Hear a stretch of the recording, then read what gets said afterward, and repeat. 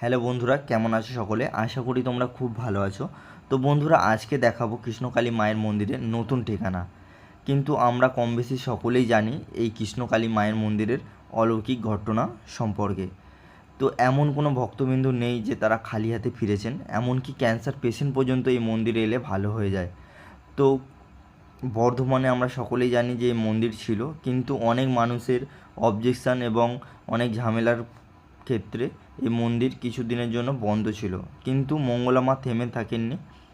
আবার মঙ্গলা মায়ের প্রচুর পরিশ্রমে এবং অনেক প্রচেষ্টায় নতুন করে আমাদের এই গুসকরা মন্দিরে আবার নতুন করে চালু হয়েছে এই মন্দির, কৃষ্ণকালী মায়ের মন্দির। বিশাল বড় এলাকা জুড়ে কৃষ্ণকালী মায়ের মন্দির চালু হয়েছে, আবার পুজো স্টার্ট হয়ে গেছে। তো তোমরা যদি কেউ আসো তাহলে শিয়ালদা থেকে ডাইরেক্ট গুসকরা স্টেশনে নামতে পারো এবং টোটো বা অটোওয়ালাকে জিজ্ঞাসা করলেই যে কেউ দেখিয়ে দেবে তোমাদের। ধন্যবাদ।